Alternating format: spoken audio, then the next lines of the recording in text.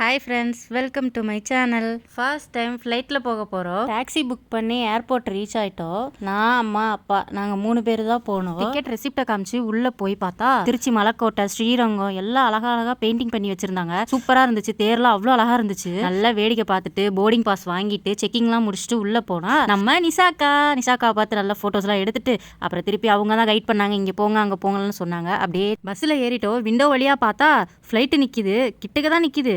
இதுக்கு பஸ்ஸு நடந்தே போனால் கூட 10 செகண்ட்லேயே போயிடலாம். ஆனால் ஏர்போர்ட்டை சுற்றி காமிக்கிறேன்ட்டு 5 நிமிஷம் ரவுண்ட் அடித்தாங்க இந்த பஸ்லையே.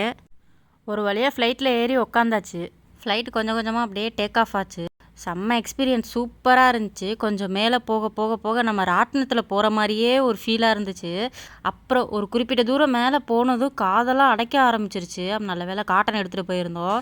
அதை காதில் வச்சுட்டு அப்படியே நல்ல வியூஸை நல்லா என்ஜாய் பண்ணிகிட்டு இருந்தோம். ஃப்ளைட்டு மேகத்துக்குள்ளே போகிறப்ப சூப்பராக இருந்துச்சு. சின்ன வயசில் என்னையும் அக்காவையும் ஃப்ளைட்டுக்கு டாட்டா காமிக்கிறதுக்காக எங்கள் அப்பா ஏர்போர்ட் கூப்பிட்டு போவாங்க.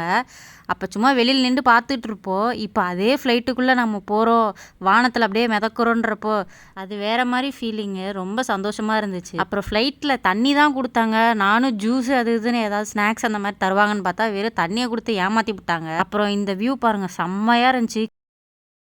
அவ்வளோதான், ஒரு 40 மினிட்ஸ்லேயே சென்னை லேண்ட் ஆயாச்சு. செம்ம எக்ஸ்பீரியன்ஸ். இந்த 40 நிமிஷம் வாழ்க்கையிலே மறக்கவே முடியாது எனக்கு, அப்பாவுக்கு, அம்மாவுக்குலாம். டெய்லியும் நாங்கள் ஃப்ளைட்லாம் பார்ப்போம், ரொம்ப கிட்ட போவோம். ஆனால் அதுலேயே நாங்கள் ட்ராவல் பண்ணியிருக்கோம் அப்படிங்கும்போது ரொம்ப சந்தோஷமாக இருந்துச்சு.